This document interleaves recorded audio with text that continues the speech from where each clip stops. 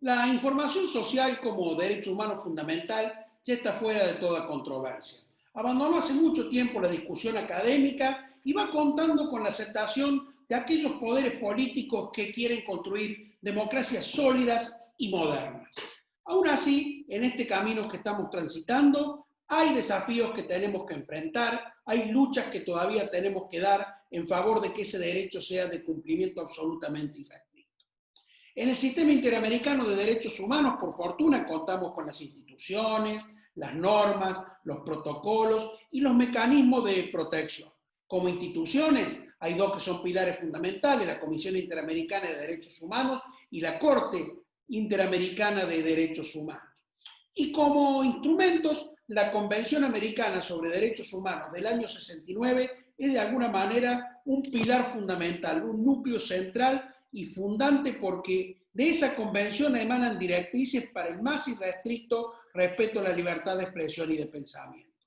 Y justamente en ella encontramos el artículo 13 que nos ofrece el mejor refugio.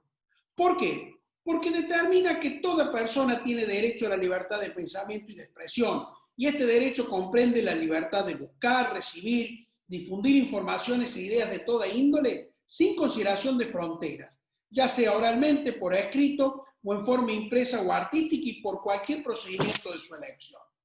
Pero además, y este es un punto central, dice que el ejercicio de este derecho no puede estar sujeto a ningún tipo de censura previa, sino a responsabilidades ulteriores que deben estar expresamente determinadas por la ley. Y en cuanto a regulaciones, determina claramente que solo podrán aplicarse a aquellas que tiendan a proteger a la niñez y a la adolescencia.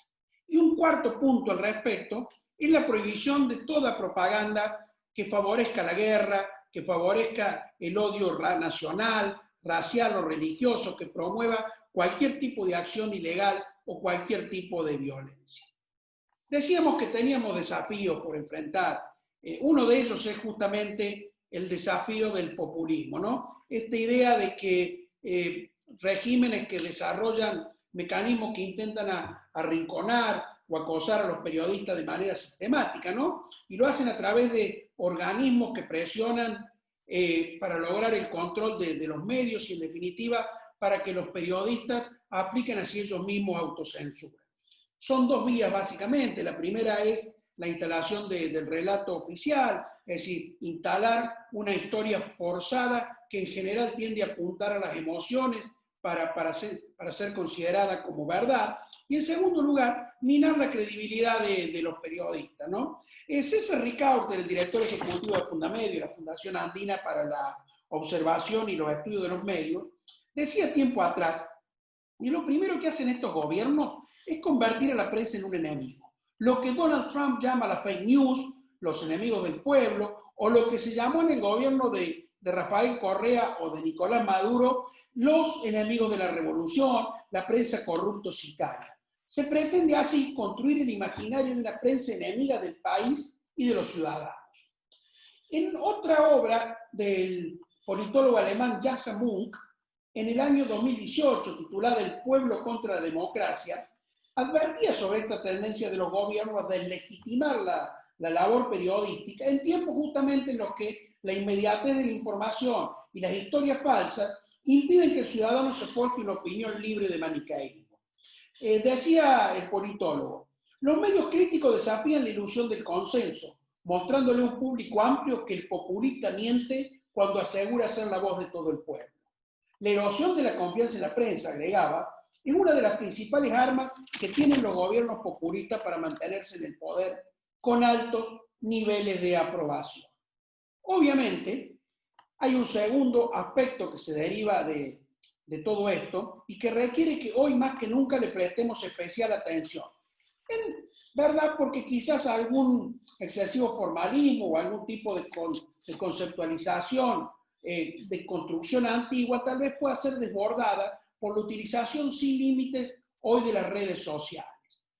La participación de las audiencias en la construcción de información torna difusos los límites para aplicar la legislación vigente, porque en definitiva, ¿cuál es la línea que separa la información de los datos con las opiniones y las emociones que ella conllevan. ¿Cómo distinguimos noticias e ideas y arte con emociones? ¿Cuál es la diferenciación si todo forma parte al final de la construcción de la cultura? ¿Caben allí nuestras normas básicas de respeto a la libertad de expresión? El binomio periodismo-internet y su derivado, periodismo y redes sociales, en verdad están hoy atravesados por fuentes que, contra toda creencia popular, no pueden ser manejadas por personas ni por medios, sino que es manejada por algoritmos. La manipulación no está en manos de los periodistas o de los medios por la forma en que encaran la información o por la manera en que definen la noticia, sino en el modo en que las redes la instalan delante de cada uno según sus preferencias previas, o sea, según lo que podríamos definir como la huella digital. Y esto nos lleva a pensar que de alguna manera hemos perdido la capacidad de dirigir un mensaje a un usuario o a un grupo de usuarios, que ahora está sometido a lo que el experto Eli Pariser llama el filtro de burbujas. ¿De qué se trata? Pues bien, esto significa que recibimos información que, o casualidad, no estábamos buscando y que sin embargo está alineada en nuestro modo de pensar, es decir, lo que los algoritmos definieron como nuestro modo de pensar a partir de la forma que actuamos adentro de cada una de las redes sociales. En definitiva, quedamos atrapados en un juego del que no podemos salir y que hackea de manera irreversible la posibilidad de obtener muchos puntos de vista. Así, nuestro juicio crítico queda manejado por hilos invisibles por fuera de nuestra voluntad.